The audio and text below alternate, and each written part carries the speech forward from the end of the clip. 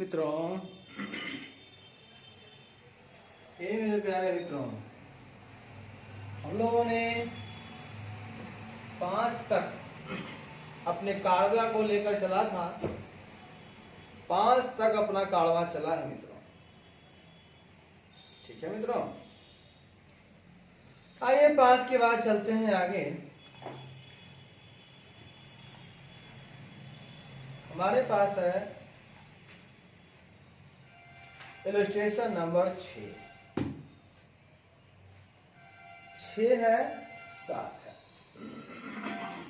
आज थोड़ा लंबा चलेगा और आज से ज्यादा चलेगा दोस्तों। ये हमारा मानना है कि हमें ज्यादा चलना है, हमें कम से काम नहीं चलेगा हमारा।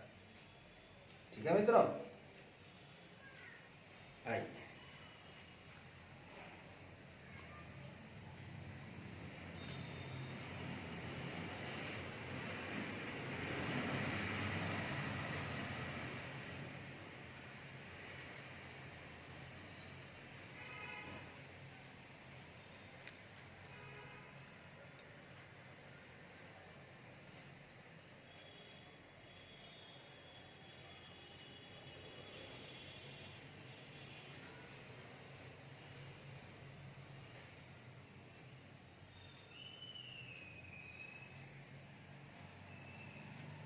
आइए मित्रों,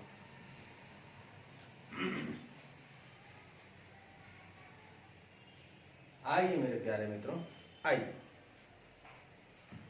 मुझे थोड़ा तेजी में काम करना है मित्रों।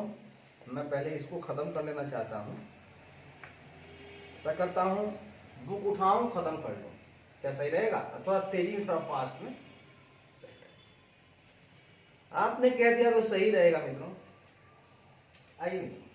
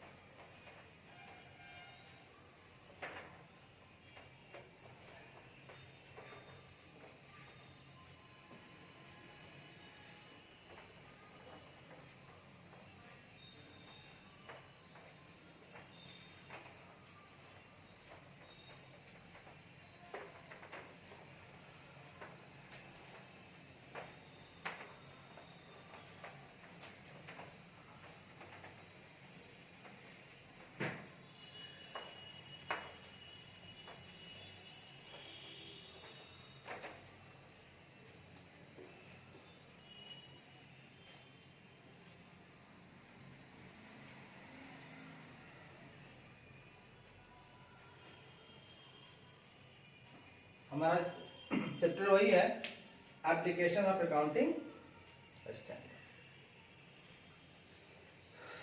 आइए मित्रों, हमारा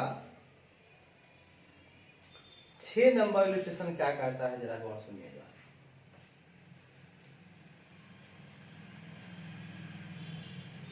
कहता है मित्रों, while preparing its financial accounts for the year ended 31st March 2001। 31 मार्च 2001 को समाप्त होने वाले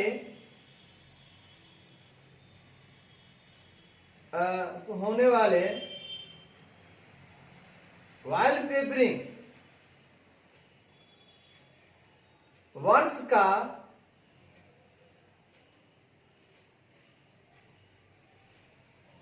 फाइनल अकाउंट बनाते समय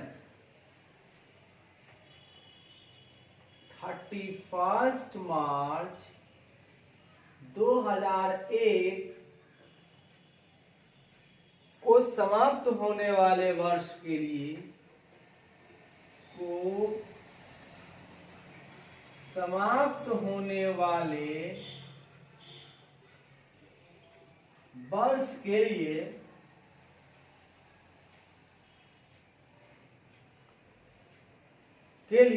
जब फाइनल अकाउंट बनता है, जब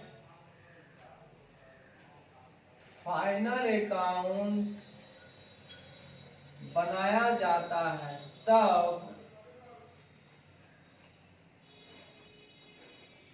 एक कंपनी ने अपने टोटल ट्रेड रिसीवेबल का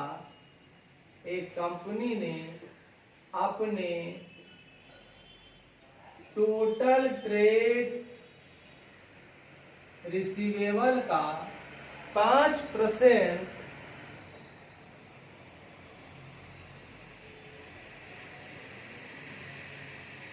के 5% को प्रोविजन फॉर बैड डेट्स के 5% को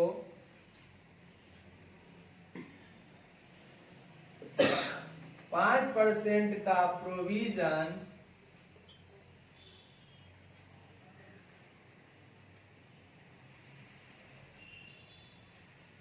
फॉर बैड डेट्स है ना, प्रोविजन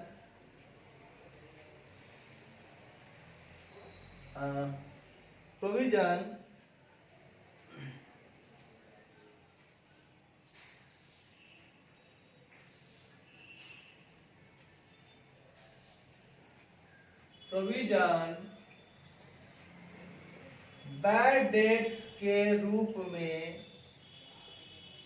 बनाया। तो लगा 5% नहीं देगा, अच्छी बात है। पिछले सप्ताह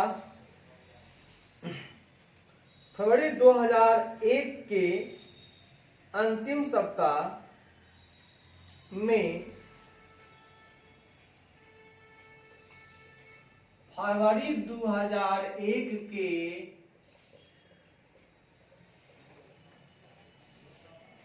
अंतिम सप्ताह में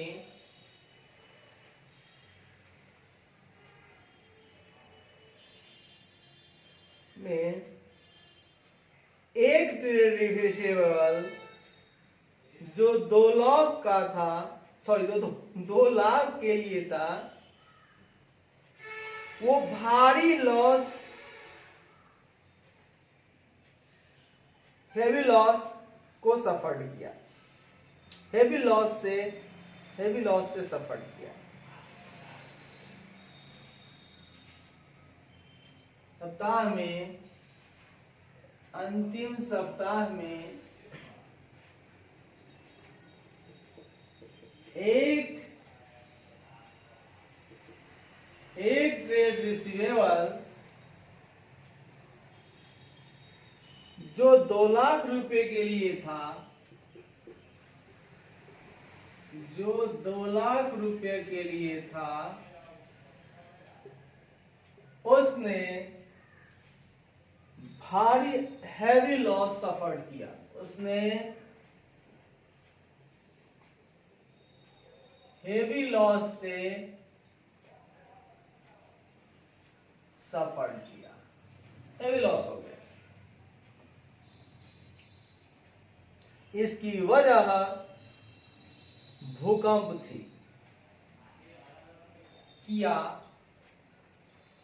इसकी वजह भूकंप थी। ठीक है, भूकंप थी।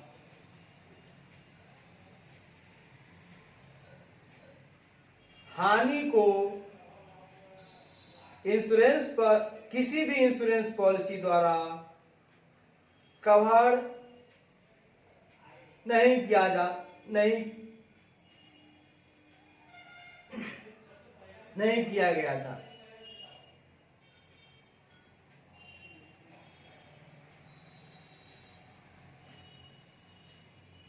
इस हानि को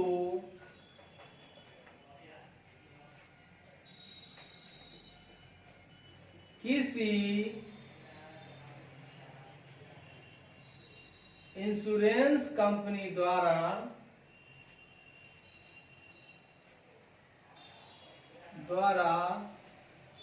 कवर्ड नहीं किया गया था। भैया कोई इंश्योरेंस कंपनी भी नहीं था जो लॉस को देता। क्या कंपनी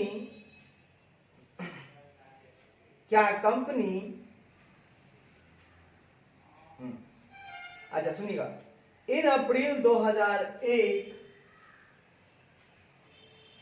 इंश्योरेंस पॉलिसी है।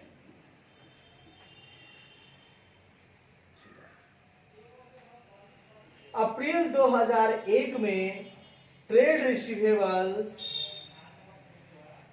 बैंकक्रप्ट हो गया। अप्रैल 2001 में, वही है ना, अप्रैल 2001 में ट्रेड रिसीवेबल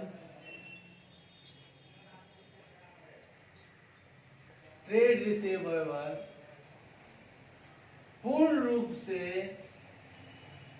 बैंक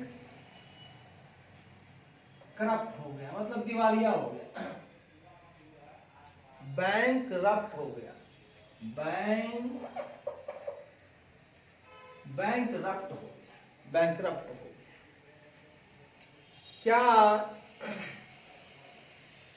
इंसॉल्वेंसी के कारण, बैंकक्रप्ट इंसॉल्वेंसी दिवालिया, क्या दिवालिया से उत्पन्न, क्या ट्रेड रिसीवेबल के, क्वेश्चन पूछ रहा है, क्या ट्रेड रिसीवेबल के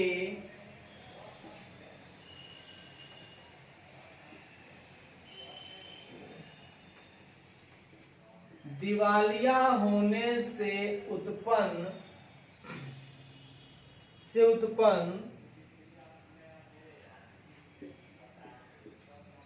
पूरे हानि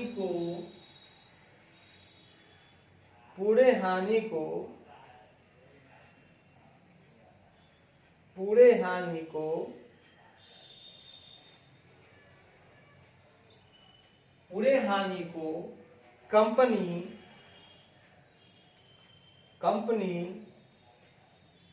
31 मार्च 2001 को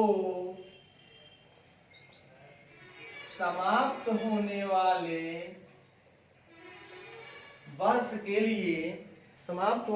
वर्ष के लिए अपने फाइनल अकाउंट में दिखा सकती है। इसके लिए वर्ष के लिए अपने फाइनल अकाउंट में दिखा सकती है, अकाउंट में प्रोवाइड या दिखा सकती है। पहले क्वेश्चन पूछिए तब जवाब देना सर। ये आपका क्वेश्चन है। हुआ क्या, पूरी घटना सुनिए, एकदम गौर से सुनिए। हुआ क्या कि 31 मार्च 2001 को समाप्त होने वाले वर्ष के लिए जब फाइनल अकाउंट बनाया जाता है, तब एक कंपनी ने अपने टोटल ट्रेड रिसीवेबल का 5% का प्रोविजन किया बैड डेट्स के लिए। कब किया? 31 मार्च, फरवरी 2001 को, 2001 को,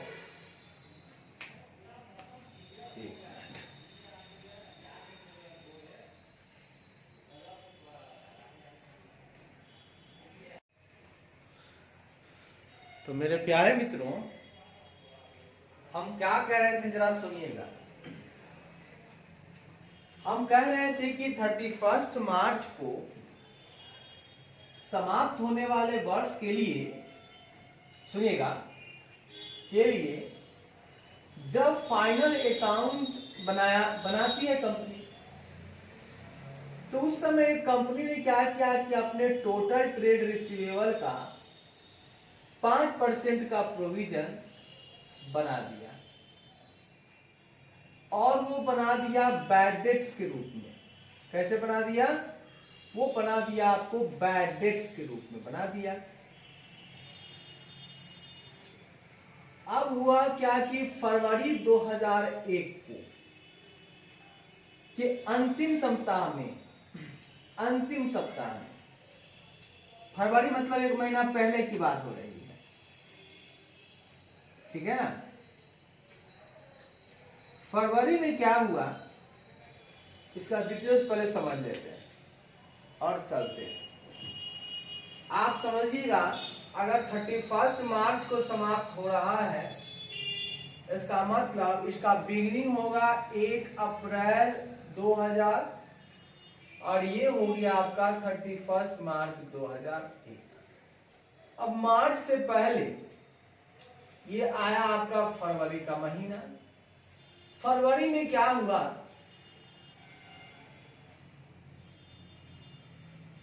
हाँ, इस डेट पर क्या किया कि डेट्स का 5% टोटल डेट का, यानी टोटल डेटर का, किसका? टोटल डेटर का 5% बना लिया ये बैड डेट्स के रूप में रिकॉग्नाइज कर दिया। अच्छी बात है। फरवरी में आया तो पता चला कि 2 लाख का लॉस हुआ है। यहां तो मात्र 5% बनाया, लेकिन फरवरी 2001 में ट्रेड रिसीवेबल में भारी लॉस हुआ, 2 लाख का भारी लॉस हुआ ट्रेड रिसीवेबल का। अच्छी बात है। भूकंप की वजह से,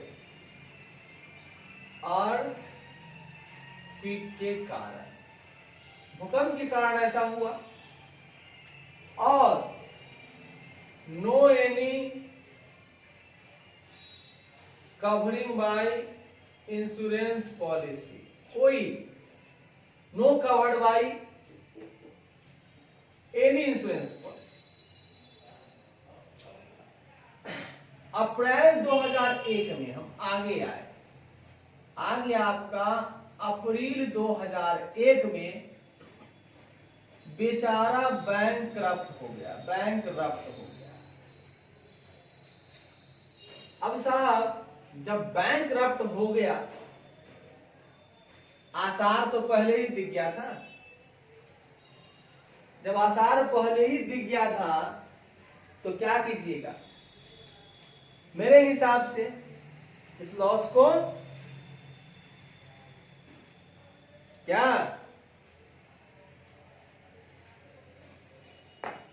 करेंगे?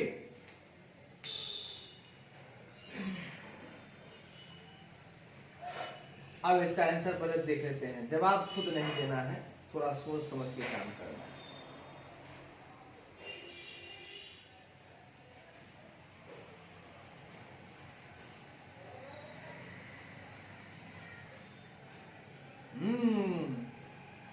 इसको एडजस्ट करना है, लेकिन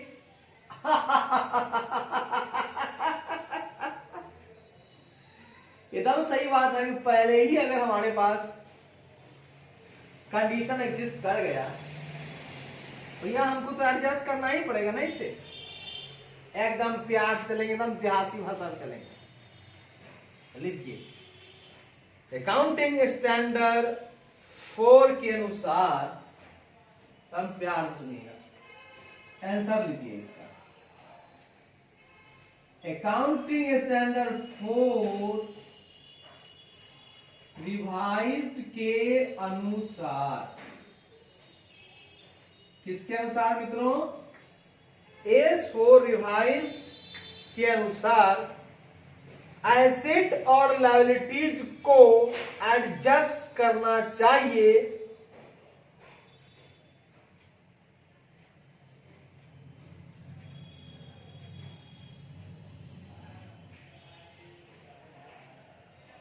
वाह, हाँ सुनिएगा, अनुसार एसेट्स एंड लायबिलिटीज को एडजस्ट करना चाहिए वैसे इवेंट से जो बैलेंस डेट के बाद अकर्ड, बैलेंस डेट के बाद अकर्ड हुई है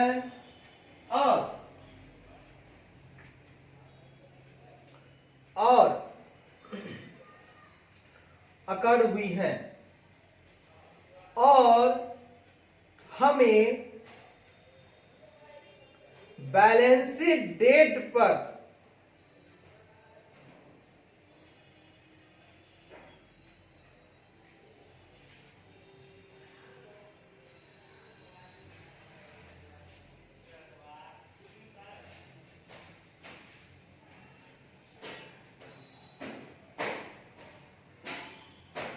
और हमें बैलेंस डेट पर एग्जिस्ट हो रही, और हमें बैलेंस डेट पर एग्जिस्ट हो रही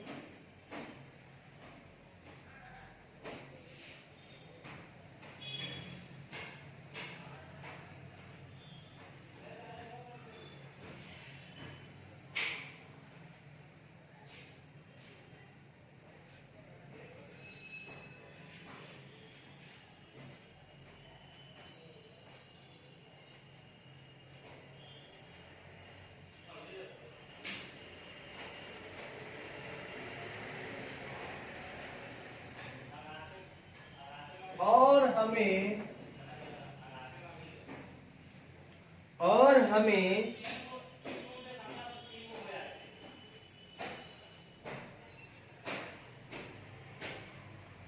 हमें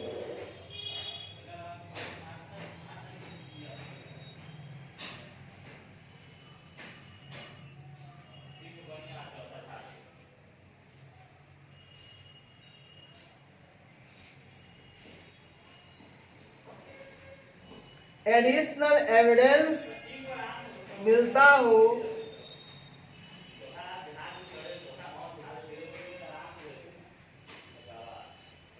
और हमें एडिशनल एविडेंस मिलता हो और हमें एडिशनल एविडेंस प्रोवाइड करता हो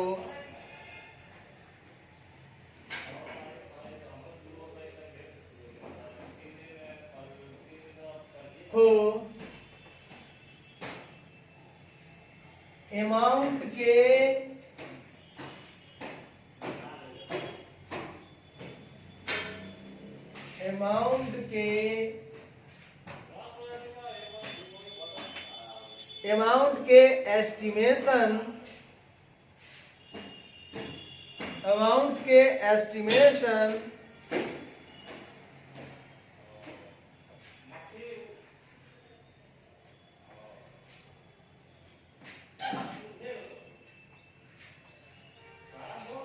कहता है एज को रिवाइज के अनुसार एसेट एंड लायबिलिटीज को एडजस्ट करना चाहिए, ठीक है, एडजस्ट करना चाहिए वैसे इवेंट्स जो बैलेंस शीट डेट के बाद अकर हुए हैं, वैसे इवेंट से जो बैलेंस शीट डेट के बाद अकर हुए हैं और हमें एडिशनल अमाउंट मिलता है उस इवेंट के अमाउंट के एस्टिमेशन के लिए, मिलता है उस events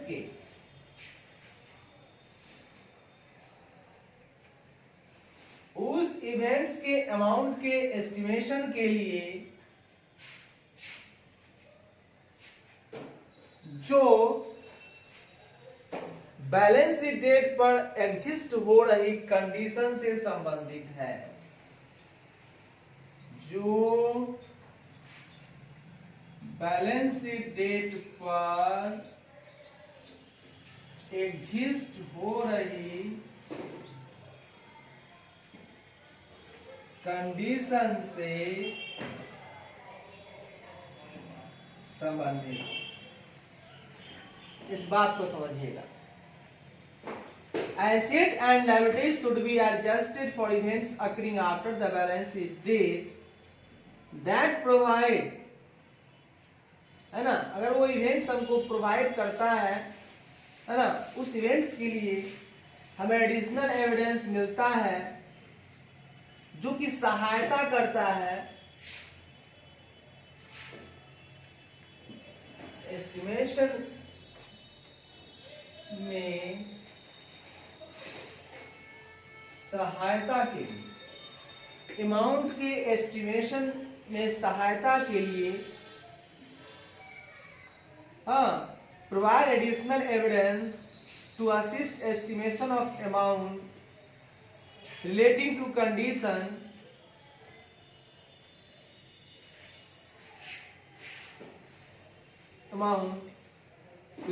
condition existing at the balance sheet date.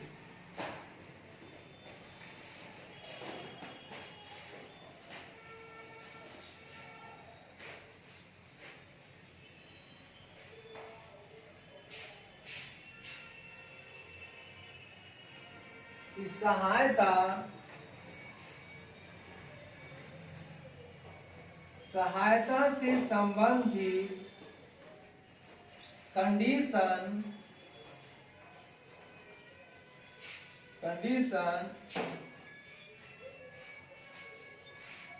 Balance sheet date पर एग्जिस्ट हो रही, एकदम तोड़ के चलेंगे दोस्तों।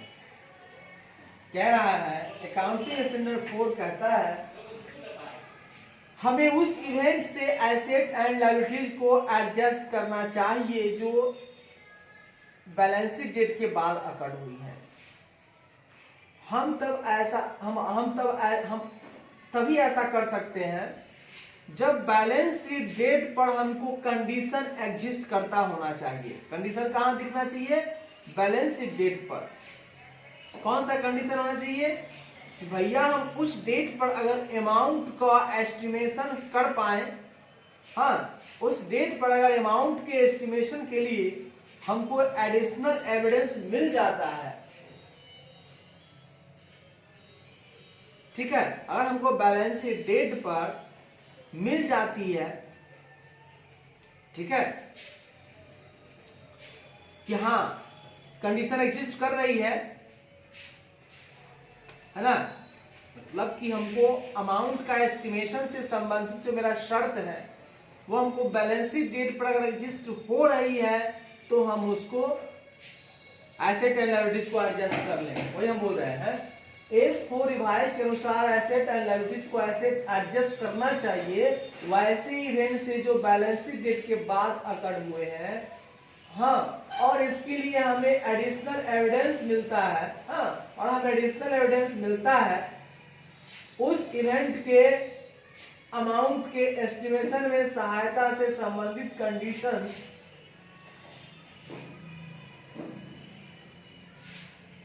और हमें बैलेंस शीट डेट पर additional evidence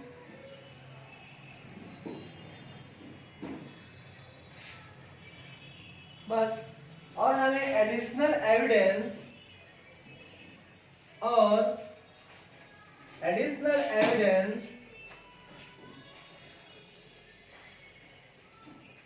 balance sheet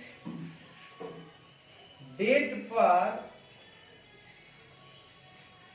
exist हो रही हो उस इवेंट के अमाउंट के एस्टिमेशन से संबंधित सहायता से संबंधित कंडीशन के लिए, ऐसा लिख सकते हैं। मतलब इसका कहना है, एस4 कहता है कि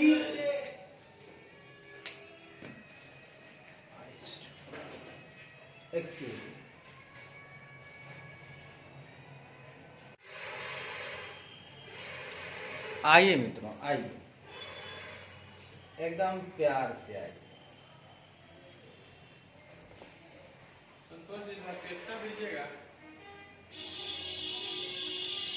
आइए मित्रों, आइए प्यार से।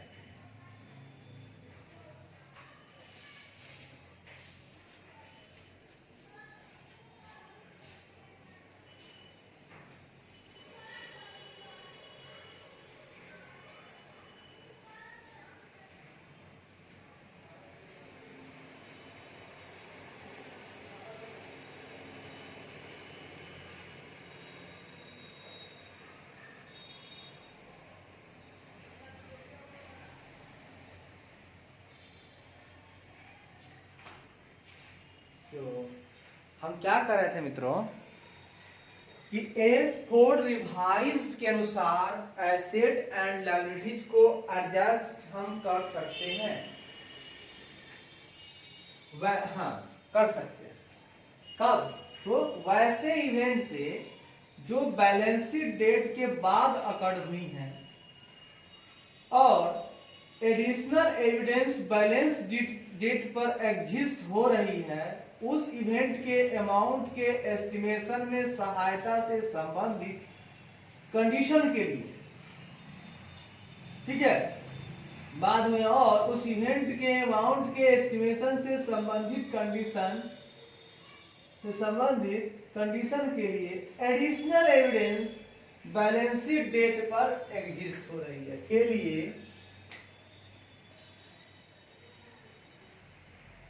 Additional evidence balance sheet date पर एग्जिस्ट हो रही है। ठीक है ना?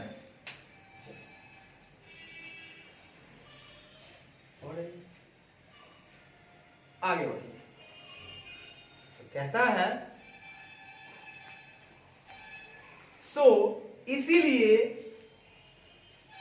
Full provision for bad debts amounting to 2 lakh should be made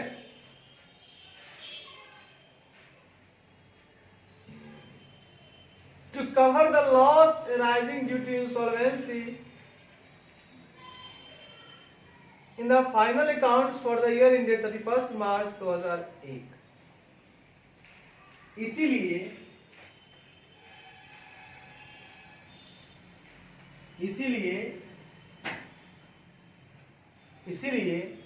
31 मार्च 2001 को 1 मार्च 2001 को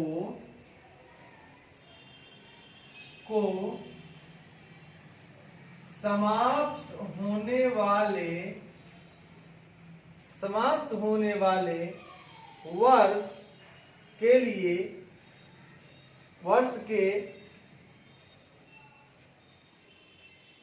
वर्ष के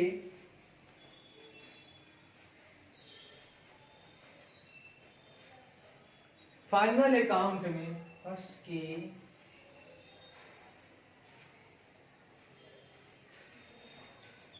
फाइनल अकाउंट में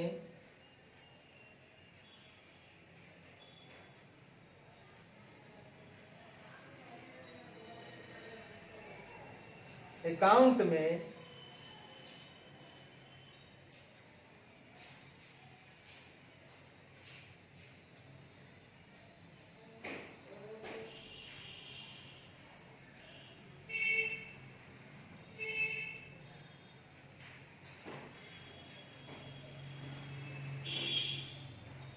अकाउंट में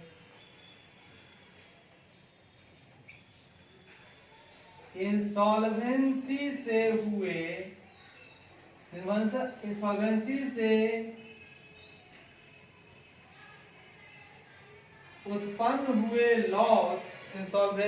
उत्पन्न हुए लॉस को कवर करने के लिए, हाँ,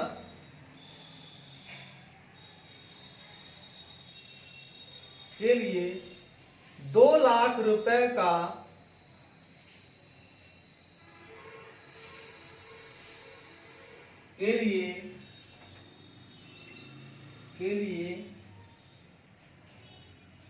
पूरे 2 लाख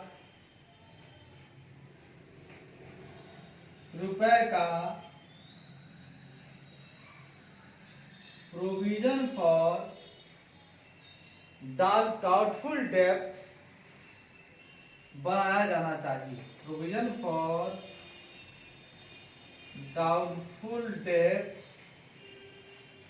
बनाया जाना चाहिए।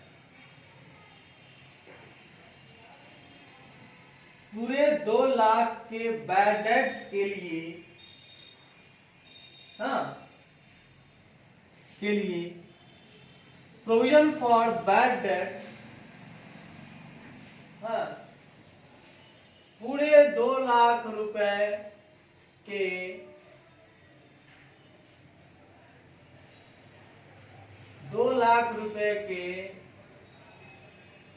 बैड डेट्स का प्रोविजन बना लेना चाहिए। ठीक है, बना लेना चाहिए। ठीक है, कहना चाहता है कि एस4 रिवाइज के अनुसार एसेट एंड लायबिलिटीज को एडजस्ट करना चाहिए वैसे इवेंट से जो बैलेंस शीट डेट के बाद अकर हुई हैं और उस इवेंट के अमाउंट के एस्टिमेशन में सहायता से संबंधित कंडीशन के लिए additional evidence balance sheet date पर एग्जिस्ट हो रही है।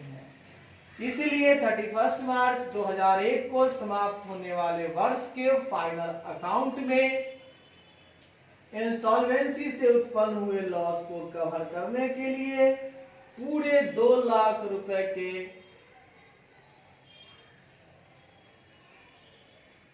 कवर करता है के लिए पूरे 2 लाख रुपए के बैड डेट का प्रोविजन बनाया जाना चाहिए। ठीक है,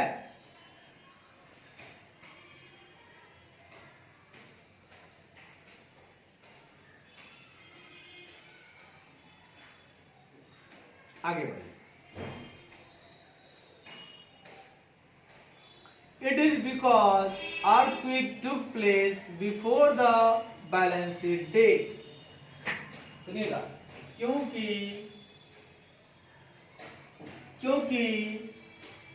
भूकंप क्योंकि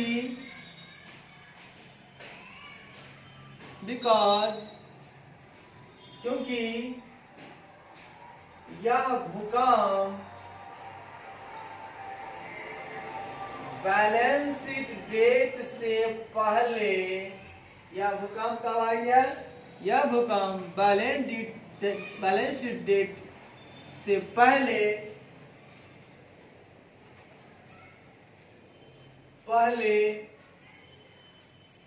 हुई है, टुक प्लेस। हाँ, पहले हुई है, यह भूकंप बैलेंस शीट डेट से पहले हुई। अगर अर्थक्वेक 31 मार्च 2001 के बाद होता अगर भूकंप 31 मार्च 2001 के बाद होता तो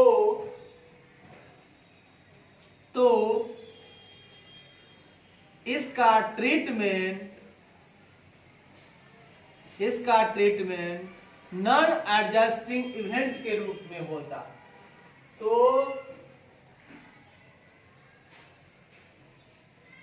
इस इवेंट का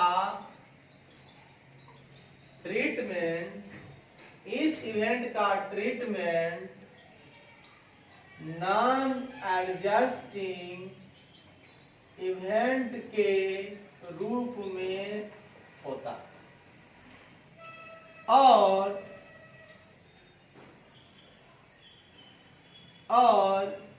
एज पर AS4 रिवाइज और AS4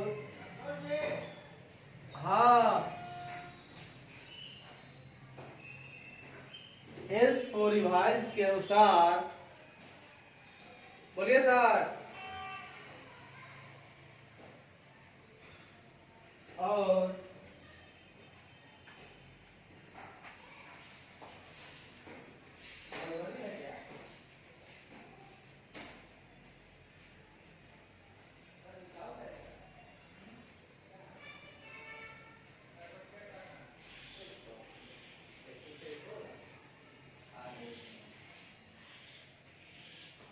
रिवाइज के अनुसार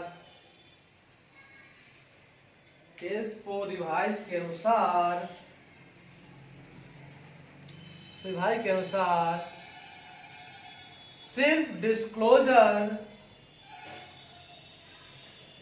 सिर्फ इसका डिस्क्लोजर देना ही सफिशिएंट होता।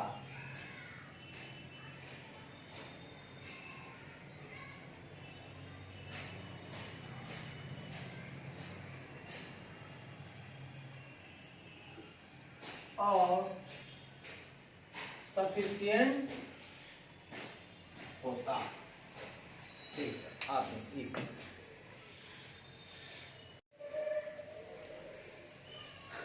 आइए मेरे प्यारे मित्रों, आइए मेरे प्यारे मित्रों, आइए एकदम प्यार से। हमारे पास अंतिम इलस्ट्रेशन आ गया है मित्रों, जो कि है आपका 7th नंबर। क्या नंबर है सर जी? 7th number.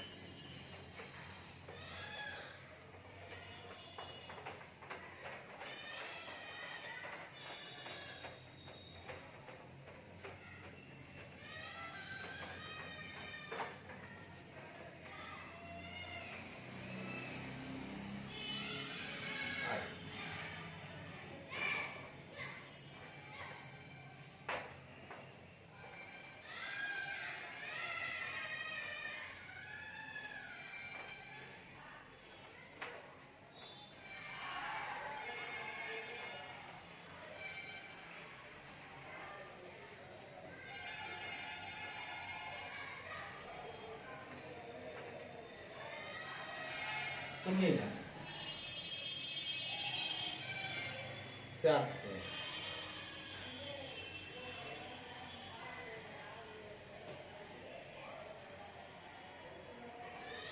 कहता है मित्रों, ड्यूरिंग द ईयर 2001-2 जो साल है उसके दौरान साल 2001-2 के दौरान, साल 2001-2 के दौरान, एकदम गौर से चलेंगे, ध्यान से चलेंगे।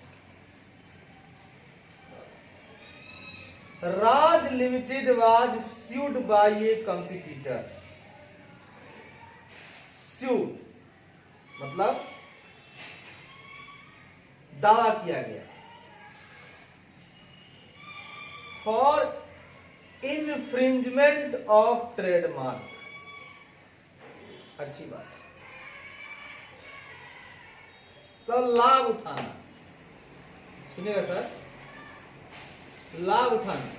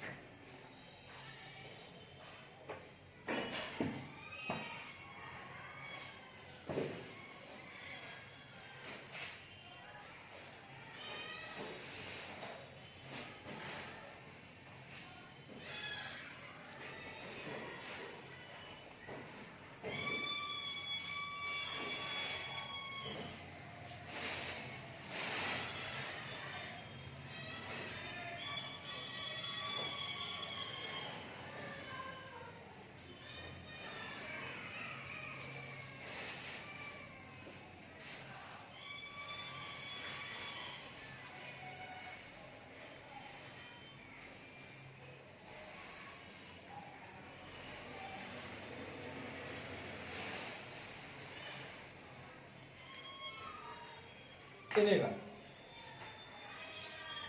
Raj limited was sued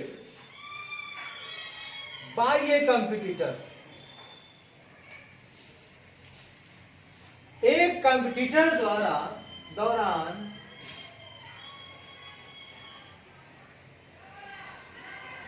Raj limited पर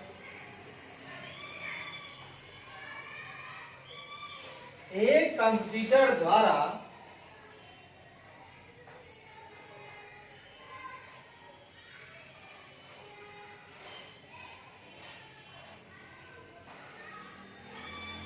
द्वारा 15 लाख द्वारा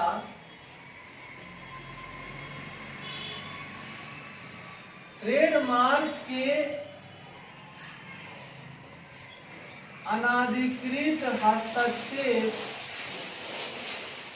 के लिए 15 लाख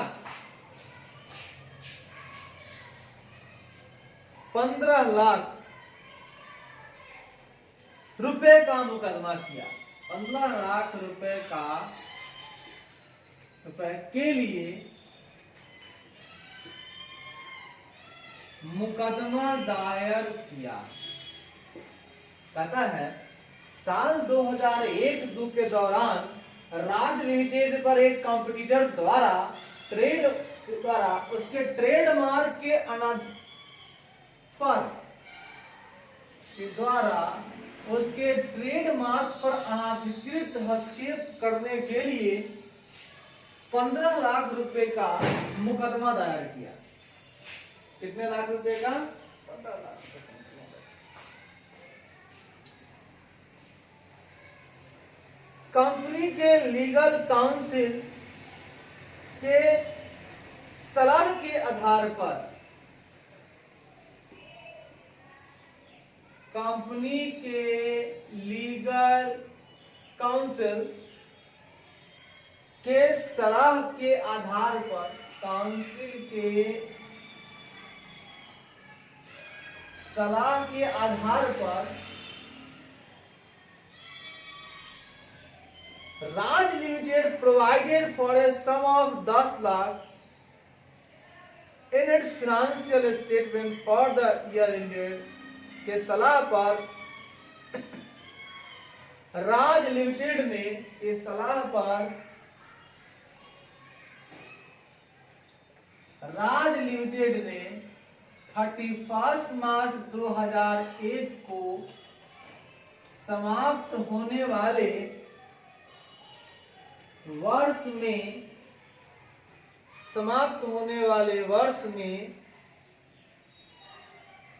वर्ष के फिनेंशियल स्टेटमेंट में टोटल 10 लाख रुपए प्रोवाइड किया। में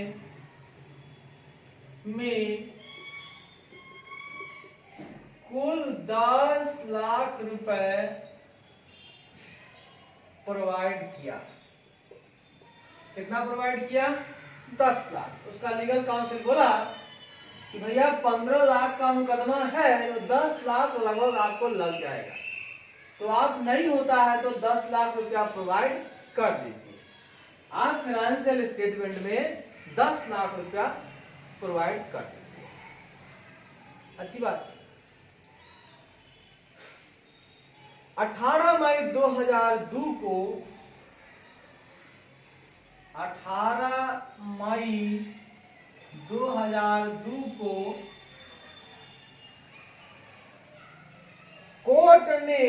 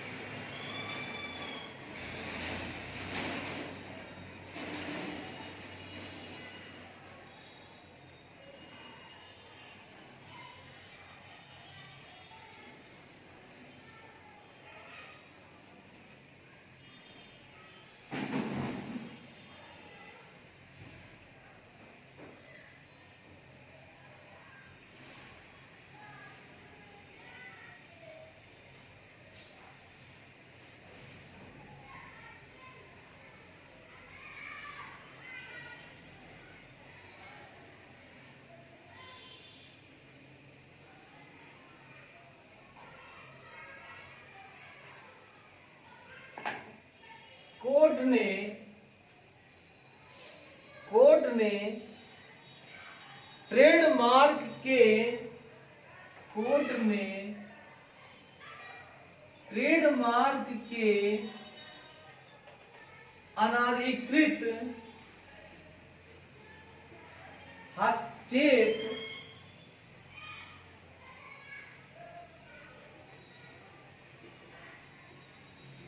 का दोषारोपण करने वाले पार्टी के फेवर में निर्णय दिया। अरे बाप रे बाप, जो कॉम्पिटिटर था, जो कह रहा था कि अनाधिकृत हस्तक्षेप किए हैं, अब कोर्ट ने उसी के फेवर में निर्णय दे दिया और ऑर्डर किया राज लिमिटेड को, और राज लिमिटेड को आदेश दिया कि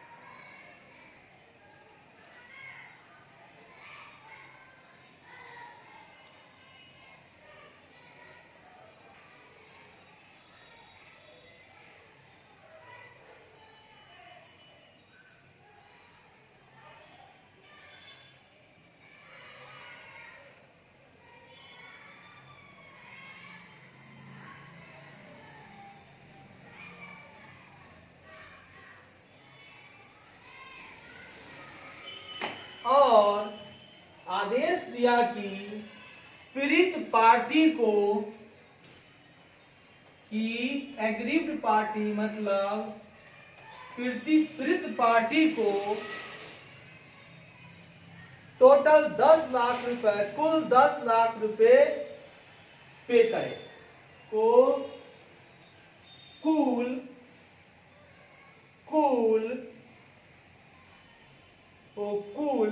14 लाख रुपए, कुल 14 लाख रुपए पे करें। अब भैया कंपनी का जो सलाहकार था वो तो कहा कि 10 लाख लिख लो, लेकिन यहां पर जब आदेश आया तो 14 लाख देना था। तो the financial statement prepared by companies management,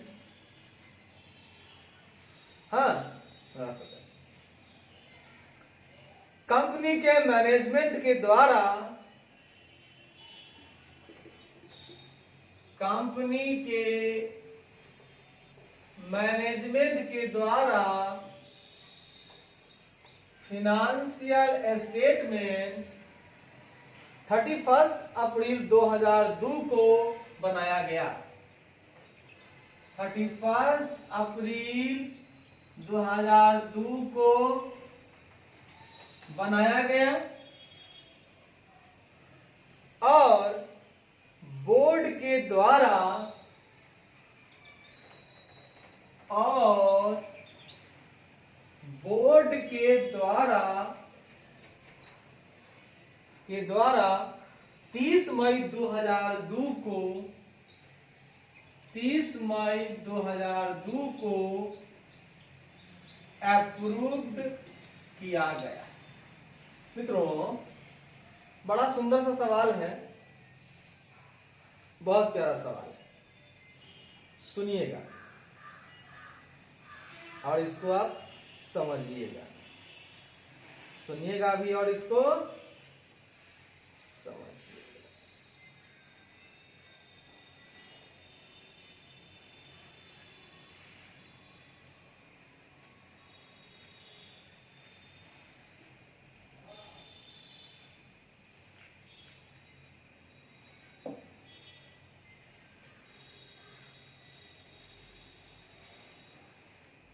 कह क्या दिया सुनिएगा।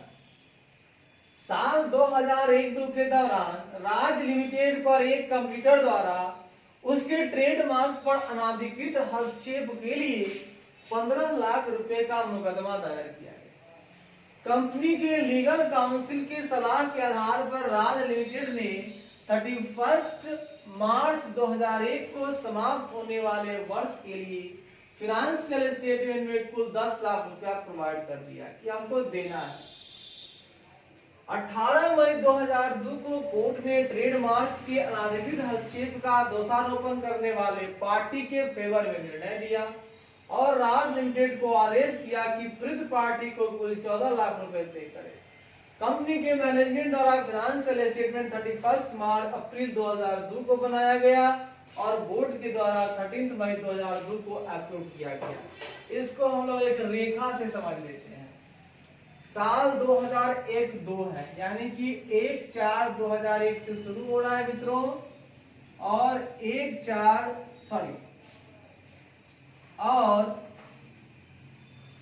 31 मार्च 2002 को खत्म हो रहा है। कहानी में ट्विस्ट कब आया? कहानी में ट्विस्ट एक तो कब आया?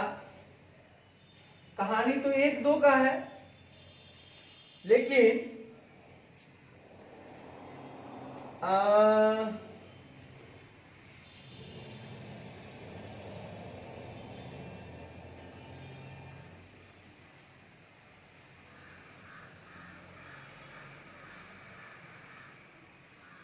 दो 2002 होगा यहाँ पर, क्योंकि 2 चाहिए ना।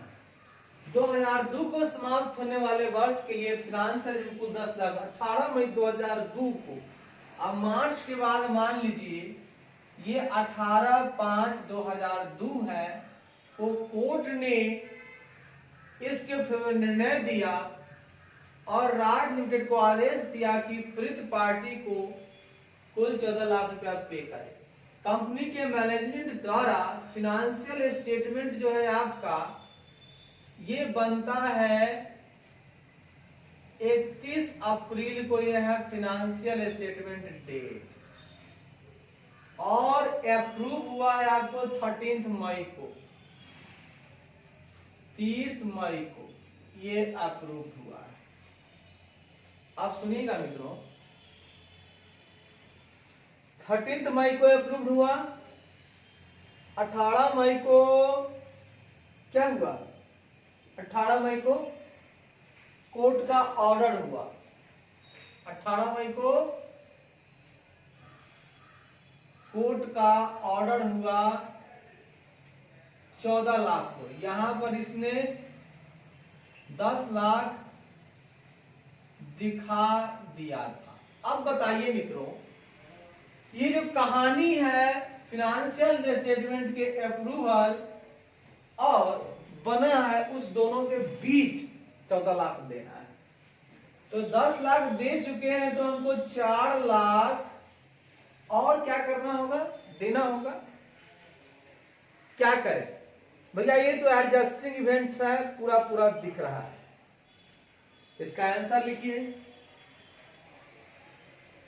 एकदम देहाती भाषा में चलेंगे, एकदम देहाती भाषा। एज फोर रिवाइज्ड के अनुसार, एज फोर रिवाइज्ड के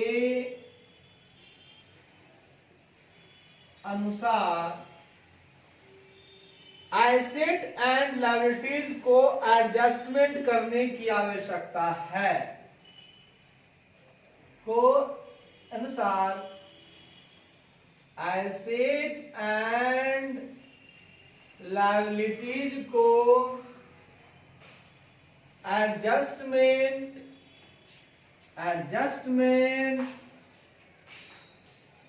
करने की आवश्यकता है। वैसे इवेंट से जो बैलेंस शीट डेट के बाद उत्पन्न हुई है, अकर्ड हुई है, जो बैलेंस शीट डेट के बाद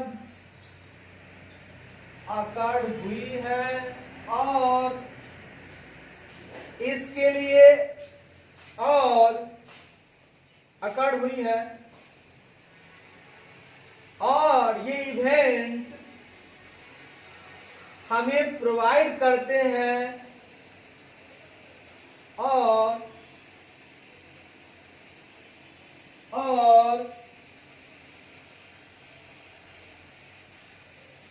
और इससे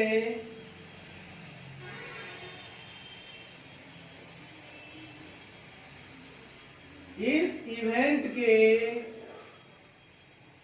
होने से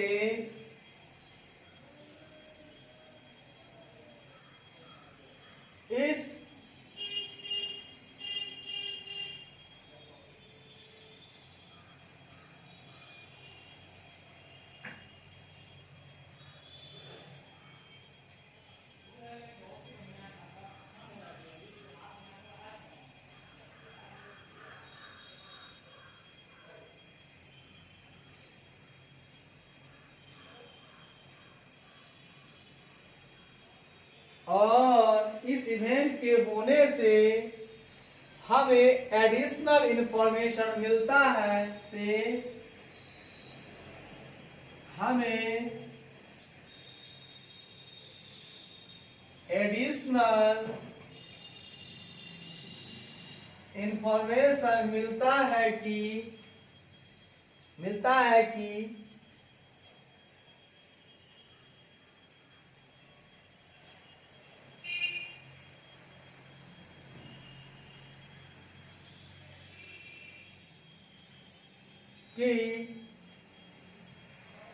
अमाउंट का निर्धारण मटेरियली प्रभावित हो रहा है। मिलता है कि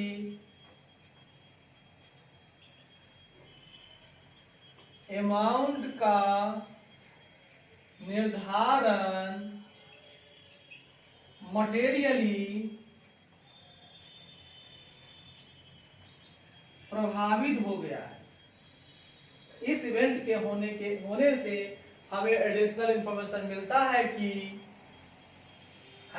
बैलेंस शीट का अमाउंट है ना, पता है कि अमाउंट का निर्धारण मटेरियली प्रभावित हो गया है और इससे संबंधित कंडीशन बैलेंस शीट डेट पर एग्जिस्ट हो रही है, और इससे संबंधित कंडीशन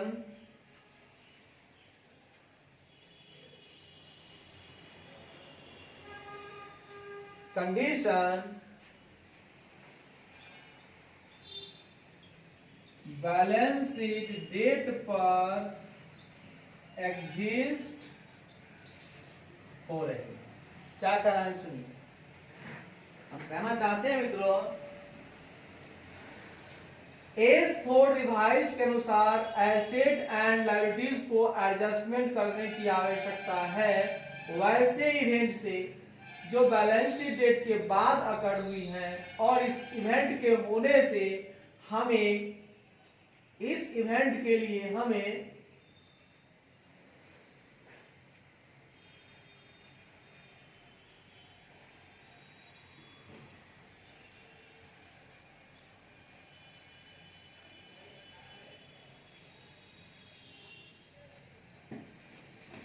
इस इवेंट के अमाउंट के निर्धारण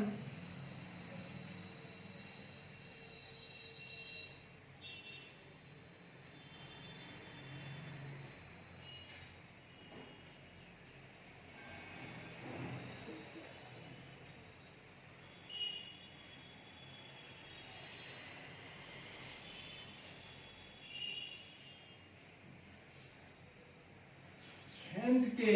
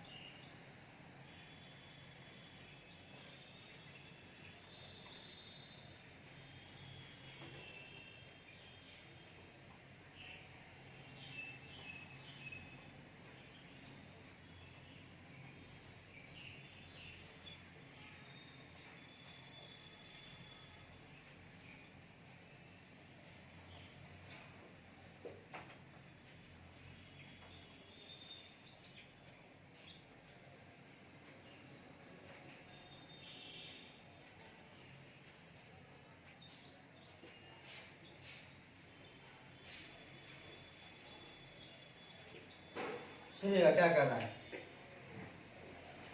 एस को रिवाइज के अनुसार एसिड एंड लायबिलिटीज को एडजस्टमेंट करने की आवश्यकता है। वैसे इवेंट से जो कि बैलेंस शीट के बाद अकड़ हुई हैं और यह एडिशनल इंफॉर्मेशन प्रोवाइड करता है कि और यहाँ एडिशनल इंफॉर्मेशन प्रोवाइड भी करता है कि इवेंट के अमाउंट का डिटर्मिनेशन मटेरियली अफेक्ट हो गया है, प्रभावित हो रहा है, और इससे संबंधित कंडीशन बैलेंस शीट डेट पर एग्जिस्ट कर रही है। मतलब हमको बैलेंस शीट डेट पर ये पता चल रहा है कि इसका जो इवेंट होने वाला है उसका अमाउंट का डिटर्मिनेशन प्रभावित हो जाएगा और इतने से हो जाएगा। ठीक है, तो इस केस में दिए गए केस में कंप्यूटर के द्वारा राज लिमिटेड पर मुकदमा किया गया है।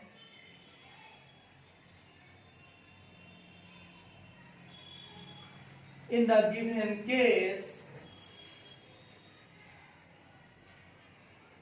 दिए गए केस में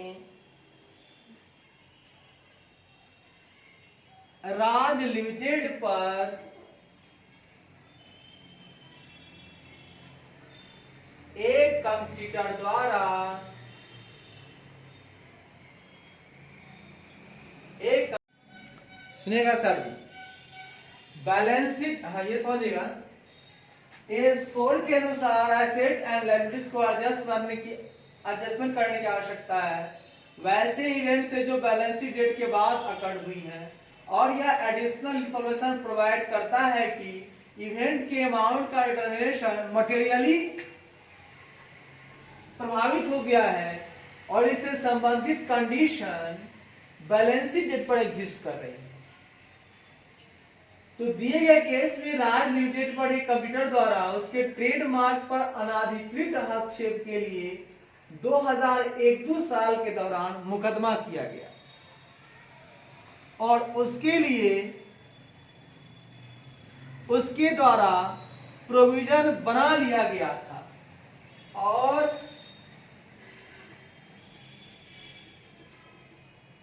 और इसके लिए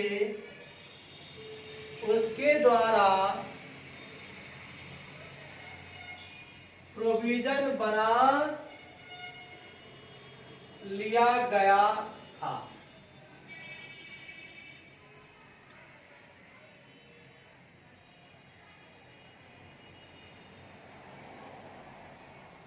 बना लिया गया था। कोर्ट का डिसीजन 18 मई को आया।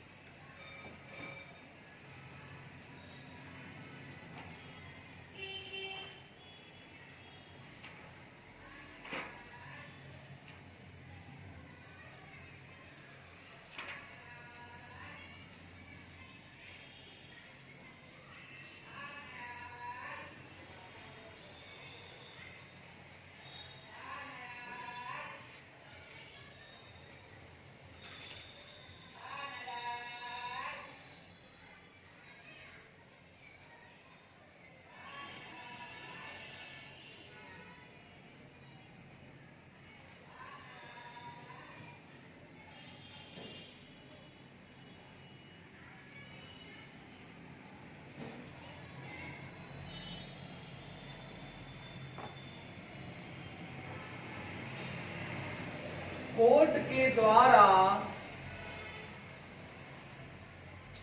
18 मई 2002 को 18/5/2002 को निर्णय आया कि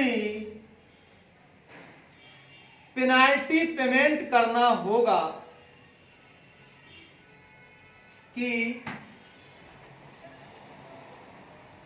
पेनाल्टी को पेमेंट करना होगा।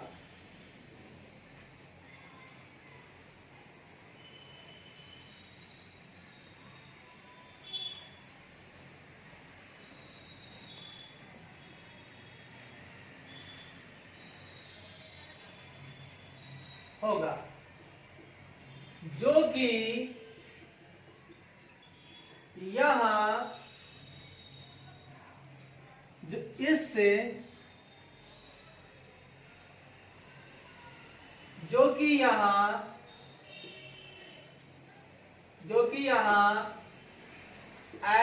एडजस्टिंग इवेंट को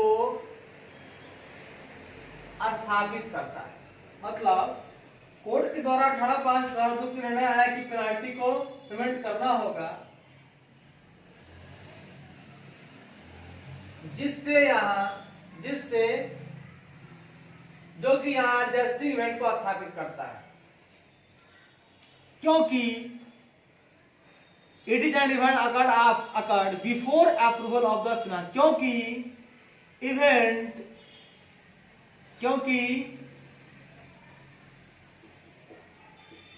यह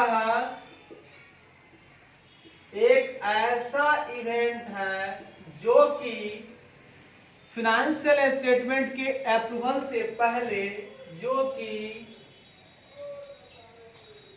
फाइनेंशियल स्टेटमेंट के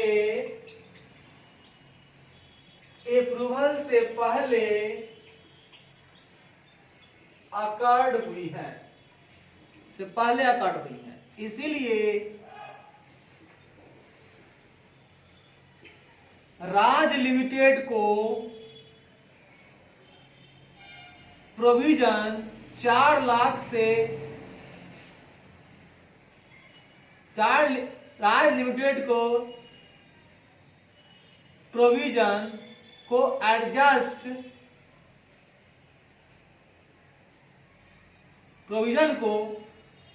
इसलिए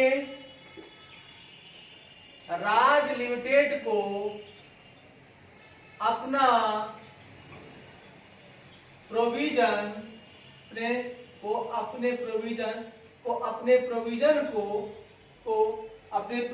को 4 लाख रुपए से बढ़ाकर 4 लाख से अपवर्ड करना चाहिए, 4 लाख से अपवर्ड करके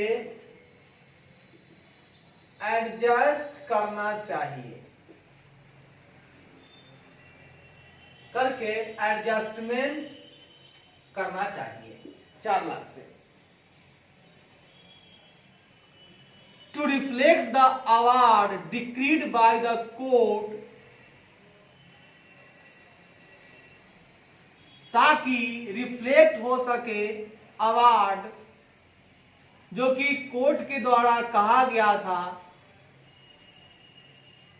कि अपने कंपटीटर्स को पेड करो,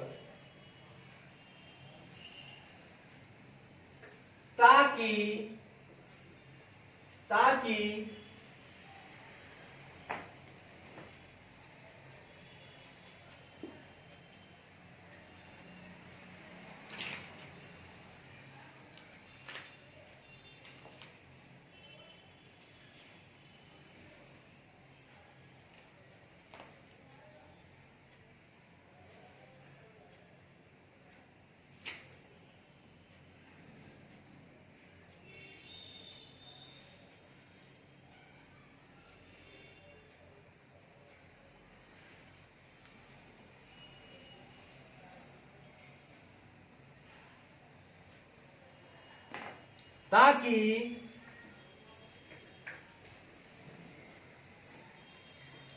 कोर्ट द्वारा सरकारी आदेश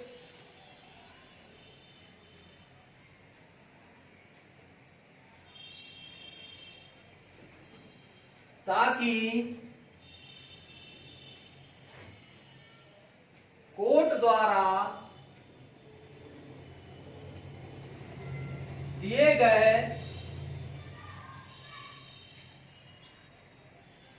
सरकारी आदेश से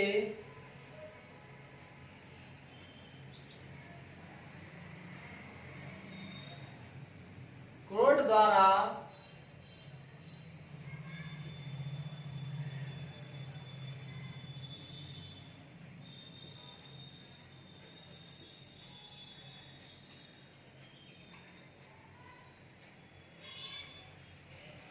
द्वारा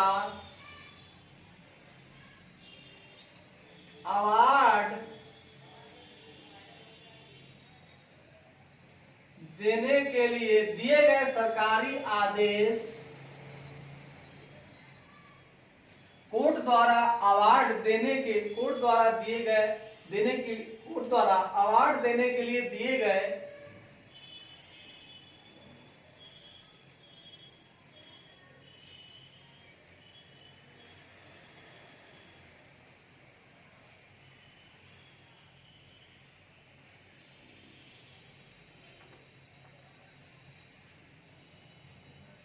ताकि कोर्ट द्वारा दिए गए सरकारी आदेश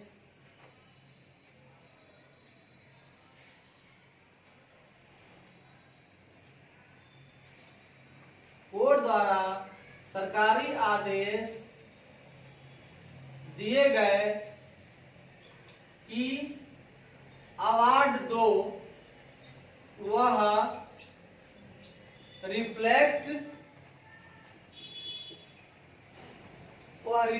होना चाहिए। क्या होना चाहिए? Reflect the award decreed by the court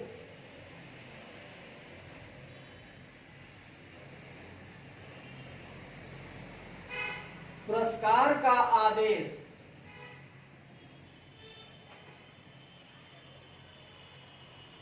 पुरस्कार का सरकारी आदेश दिए गए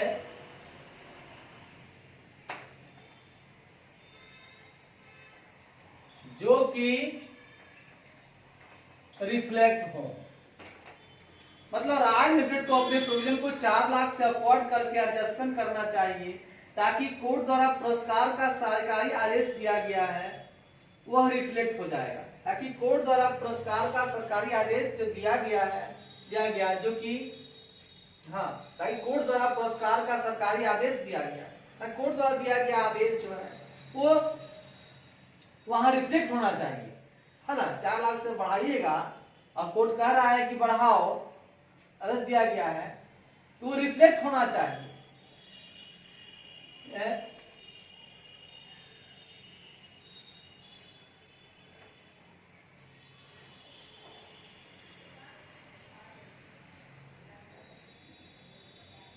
कोर्ट द्वारा पुरस्कार का सरकारी आदेश दिया गया है, अतः इसको रिफ्लेक्ट करना चाहिए। तो रिफ्लेक्ट करना चाहिए।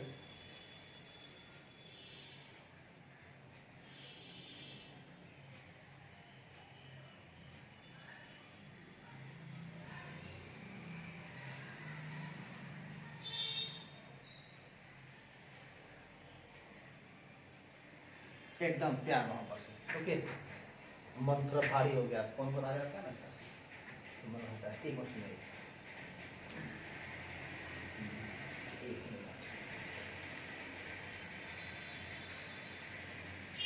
इसलिए राज लिमिटेड को प्रोविजन को अपवर्ड करना चाहिए, 4 लाख से करके एडजस्टमेंट करना चाहिए और वह रिफ्लेक्ट होना चाहिए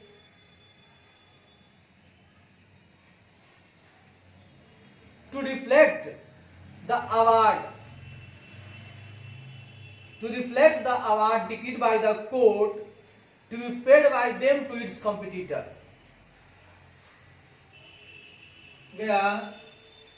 दिया गया कि आप अपने कंपटीटर को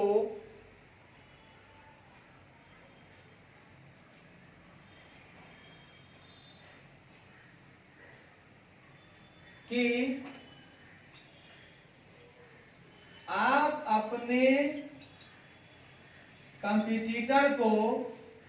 अपने कंपटीटर्स को अवार्ड को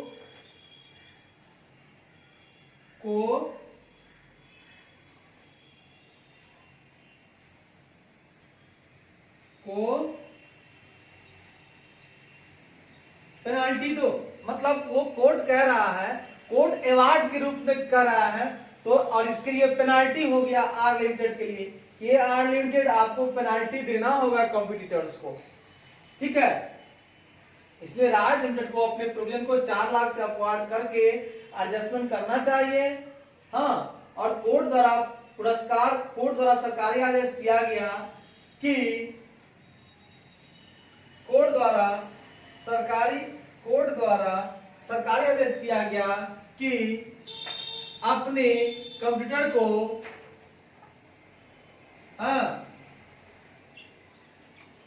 अवार्ड दो, अपने कंप्यूटर को अवार्ड दो, अवार्ड दो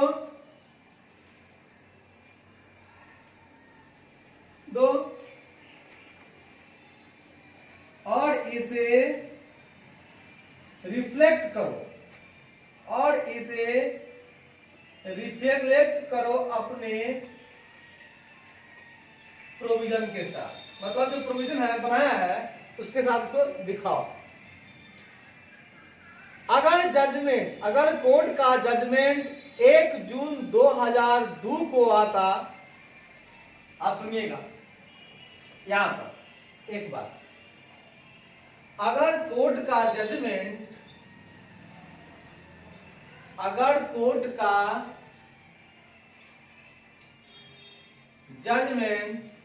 1/6/2002 को, अगर कोर्ट का जजमेंट 1/6/2002 को डिलीवर्ड होता, 1/6/2002 को डिलीवर्ड होता, तो इसे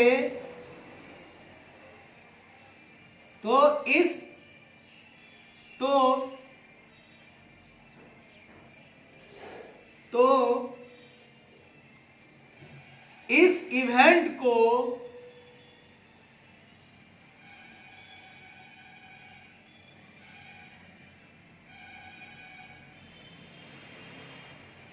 आता तो यह कंसिडर्ड होता event occurring after the approval of the financial statement होता, तो यह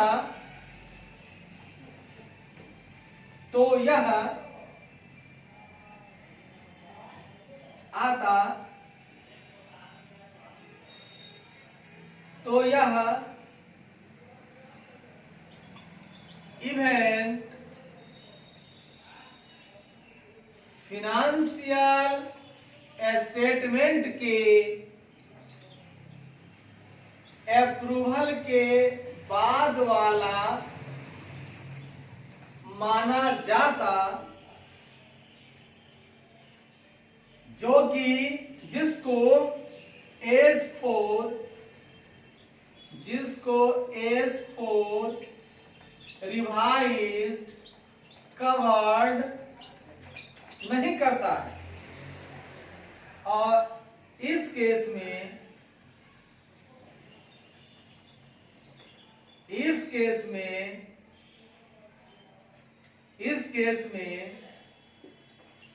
2001-2 के फाइनेंशियल स्टेटमेंट में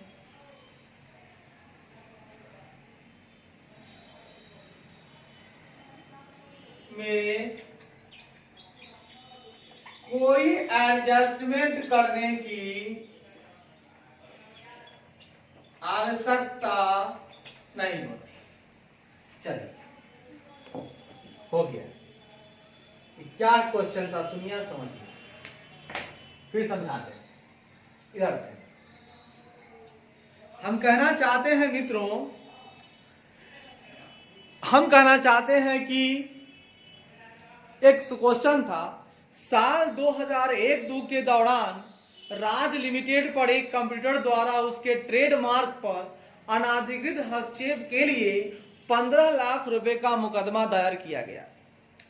कंपनी के लीगल काउंसिल के सलाह के आधार पर राज लिमिटेड ने 31 मार्च 2002 के समाप्त होने वाले वर्ष के फिनेंशियल स्टेटमेंट में कुल 10 लाख रुपए प्रोवाइड किए। वो बोला कि देखो अधिक से अधिक 10 लाख रुपए आ सकता है, प्रोवाइड कर दो तुम उसको। 18 मई 2002 को कोर्ट ने ट्रेडमार्क के अनाधिकृत हस्तक्षेप के दोषारोपण करने वाले पार्टी के फेवर में निर्णय दिया और राज लिमिटेड को आदेश दिया कि पीड़ित पार्टी को कुल 14 लाख रुपया पे करो। कंपनी के मैनेजमेंट के द्वारा फिनेंशियल स्टेटमेंट 31 अप्रैल 2002 को बनाया गया और बोर्ड के द्वारा 30 मई 2002 को अप्रूव हुआ। तो 30 मई को हुआ, उसके पहले 18 मई को ही आ गया और फिनेंशियल स्टेटमेंट बना 31 मार्च 2002 को। तो माने कि 31 मार्च 2002 और अप्रूवल जो हुआ उसके बीच में ही कोर्ट का निर्णय आ गया। तो इसको तो एडजस्ट करना पड़ेगा।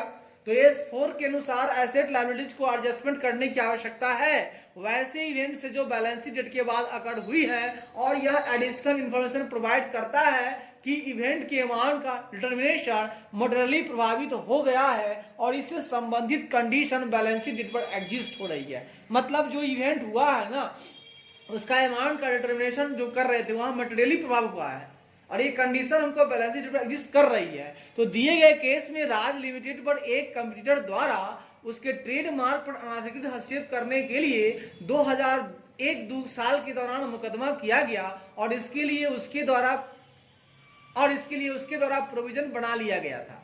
हाँ, वो जो केस किया तो बना लिया, लेकिन कोर्ट के द्वारा 18 मई 2002 को निर्णय आया कि पेनाल्टी को पेमेंट करना होगा, जो कि यहाँ एडजस्टिंग इवेंट हो रहा है। मतलब अब कह रहा है कि नहीं, पूरा पेनाल्टी पेमेंट करना होगा, है ना, पूरा जो पेनाल्टी है पेमेंट करना पड़ेगा। अब जो कि यहाँ एडजस्ट इवेंट को स्थापित करता है, अब एडजस्ट तो करना होगा क्योंकि यह एक ऐसा इवेंट है जो कि फिनेंशियल स्टेटमेंट के अप्रूवल से पहले अकर्ड हुआ है। इसलिए राज लिमिटेड को अपने प्रोविजन को 4 लाख से अपवर्ड करके एडजस्टमेंट करना चाहिए, बिल्कुल करना चाहिए। कोर्ट द्वारा सरकारी आदेश दिया गया कि आप अपने कंप्यूटर को अवार्ड दो और इसे रिफ्लेक्ट करो अपने प्रोविजन के साथ। तो अगर कोर्ट का जजमेंट 1/6/2002 को डिलीवर्ड होता, मतलब बाद में होता अप्रूवल के बाद, तो यह इवेंट फिनेंशियल स्टेटमेंट के अप्रूवल के बाद होने वाला माना जाता।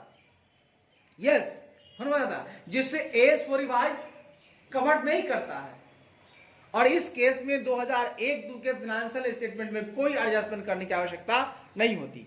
यानी कि यहां हमने एडजस्ट इसीलिए किया है क्योंकि ये घटना जो घटी है वो अप्रूवल के और डेट और फिनेंशियल बैलेंस शीट डेट दोनों के बीच घटना घटी है और उसमें नियम आ गया कि नहीं, 15 लाख की जगह 14 लाख तो देना पड़ेगा और 10 लाख का चूंकि राज्य ने बनाया था तो 4 लाख का और बनाना ही पड़ेगा उसको।